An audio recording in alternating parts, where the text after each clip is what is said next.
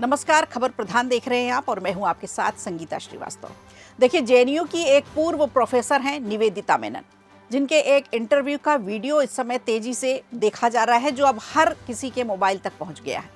उसमें वामपंथी प्रोफेसर साहिबा ने भारत के बारे में जो विवादित टिप्पणी की है, उसके बाद से उन्हें भर भर के गालियां मिल रही हैं। कई यूजर्स ने उन्हें सारी सुविधाओं से वंचित करने को कह दिया, तो किसी ने मेनन को पाकिस्तान, बांग्लादेश या ईरान जाने तक की सलाह दे डाली।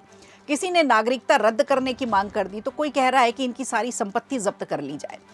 पहले आप इनका एक बार वीडियो देख लीजिए। अमित शाह तो नहीं पहचानता उनको। हाँ। तो वो मुझे लगा कि सीजेपी का प्रोटेस्ट जो है वो थोड़ा सांस लेने की जगह दी और मुसलमानों को शायद लगने लगा कि शायद इस मनहूस देश में हमारे लिए भी कोई जगह है।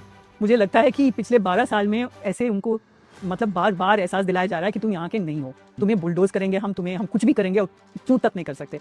तो उन्होंने ये टिप्पणी कॉकरोच जनता पार्टी की तारीफ करते हुए की। आपको याद होगा, फिल्म कश्मीर फाइल में एक प्रोफेसर का किरदार था, जिसे अभिनेत्री पल्लवी जोशी ने निभाया था।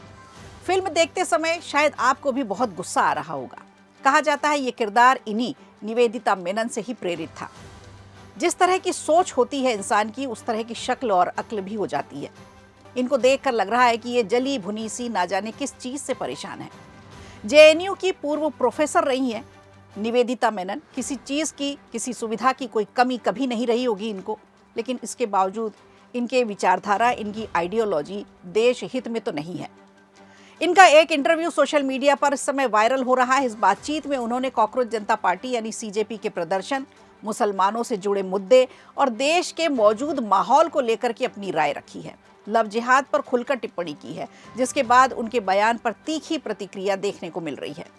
इंटरव्यू में निवेदिता मेनन ने सीजेपी के प्रदर्शन की तारीफ करते हुए कहा कि सीजेपी का प्रोटेस्ट जो है, उसने थोड़ा सांस लेने की जगह दी और मुसलमानों को शायद लगने लगा कि इस मनहूस देश में हमारे लिए कोई जगह है। तो शब्द इस्तेमाल जो देश के लिए किया, मनहूस, ये सबसे ज्यादा विवादित था और इससे इनकी आइडियोलॉजी का भी पता चलता है, इनके मन में कितनी घृणा है ये भी पता चलता है।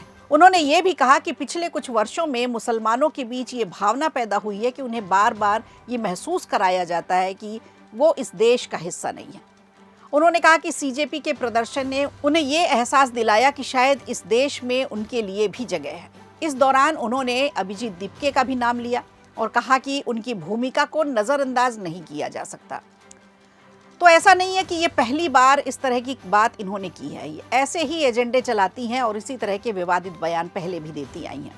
जेएनयू में ऐसे ही जहरीले बीज बोए हैं इन्होंने। हालांकि इनके इस टिप्पणी के बाद सोशल मीडिया पर इनके खिलाफ जैसे मोर्चा खोल दिया गया। कई यूजर्स ने इनकी टिप्पणी की आलोचना करते हुए कहा है कि भारत में रहते हुए देश को लेकर ऐसी भाषा, ऐसे शब्दों का इस्तेमाल नहीं किया जाना चाहिए। कुछ लोगों ने तो इन्हें भारत छोड़ने तक की सलाह दे दी। एक यूजर ने वीडियो शेयर करते हुए लिखा कि देश ने उन्हें बोलने की आज़ादी दी है, लेकिन उसी देश के लिए ऐसी टिप्पणी करना बेहद गलत है। निवेदिता मेनन पहले भी विवादों में रही। मार्च 2016 में जेएनयू परिसर में आज़ादी के नारों को लेकर जो विवाद था, उस दौरान निवेदिता मेनन ने what nationhood means to me, यानी मेरे लिए राष्ट्रवाद का क्या अर्थ है, विषय पर एक सार्वजनिक व्याख्यान दिया था, जो भी काफी विवादित रहा। इस भाषण में उन्हें खुले तौर पर कहा था कि कश्मीर पर भारत का कब्जा अवैध है। इसके बाद भी इन्हें ट्रोल किया गया था। फरवरी 2017 में जयनारायण व्यास विश्वविद्यालय में जोधपुर में आयोजित एक राष्ट्रीय संगोष्ठी हुई थी, जिसमें निवेदिता मेनन ने भारत का विवादित नक्शा दिखा दिया था और भारतीय सेना के जवानों का अपमान भी किया था। उन्होंने कहा था कि सैनिक देश की रक्षा या देशभक्ति के लिए सीमाओं पर नहीं खड़े होते, बल्कि वो अपनी रोजी रोटी कमाने के लिए सेना में काम करते हैं। यही सोच इनकी जेएनयू के छात्रों पर भी थोपी गई। कुछ लोगों पर इस सोच का असर भी होता देखा गया। तो ऐसे प्रोफेसर जो खुद देश का अपमान कर रहे हैं, देश की सेना का अपमान कर रहे हैं, वो क्या देश के छात्रों को शिक्षित करेंगे? ये सोचने वाली बात है। ये बीमार लोग हैं जिन्हें इलाज की जरूरत है, उन्हें प्रोफेसर बनाकर देश ने रखा हुआ है। ये विडंबना हमारे देश की है। एक और वाकया है, 3 फरवरी 2017 को खुलेआम इन्होंने कहा था कि मुझे देशद्रोही कहलाना पसंद है। तो इस तरह की आइडियोलॉजी के साथ ऐसे कई लोग हैं। ये अकेली निवेदिता मेनन नहीं है, इनकी पूरी एक ग्रुप है, पूरी टीम है इनकी, जो देश में जिन्हें धर्म के खिलाफ, भाषा के खिलाफ, सनातन के खिलाफ, हिंदुओं के खिलाफ, देशभक्ति के खिलाफ बोलने में ही आनंद आता है और इसे ये अभिव्यक्ति की आज़ादी मानते हैं।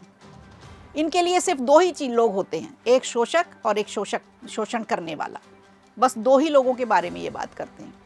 अगर अभिव्यक्ति की आज़ादी ये है तो फिर अभिव्यक्ति की आज़ादी की परिभाषा बदल दी जानी चाहिए। जहाँ कुछ लोग इसे अभिव्यक्ति की आज़ादी से जोड़कर देख रहे हैं, वहीं कई लोग इसे देश और संवैधानिक संस्थाओं के खिलाफ बता रहे हैं। अब ये विवाद एक बार फिर राष्ट्रवाद की बात करता है, अभिव्यक्ति की स्वतंत्रता की बात कर रहा है और राजनीतिक विचारधाराओं की बहस को भी इसने छेड़ दिया है, जो अभी इस समय केंद्र में है। तो देखने वाली बात होगी कि इस तरह के प्रोफेसर, इस तरह की विचारधारा के लोग, इस तरह के वामपंथी लोग देश के लिए कितने घातक हैं और जो हम आंदोलन देख रहे हैं उसमें ज़्यादातर इसी तरह की विचारधाराओं का असर देखने को मिल रहा है। तो देखने वाली बात होगी कि निवेदिता मेनन के इस तरह की टिप्पणी के बाद, हालांकि कोई पहली बार नहीं की है उन्होंने ये टिप्पणी, पहले भी करती रही हैं और इसी तरह से ट्रोल होती रही हैं, लेकिन अब इस टिप्पणी के बाद भी ट्रोल किया जा रहा है और इन्हें कोई अच्छे कमेंट्स नहीं मिल रहे हैं। आप इनके वीडियोस में, इनके पेज में आप जा कर के देखिए तो इनको काफ़ी सारे गलत शब्दों का इनके लिए भी इस्तेमाल किया गया है। वीडियो अच्छा लगा हो तो लाइक कीजिए, शेयर कीजिए और कमेंट बॉक्स में हमें ज़रूर बताइए।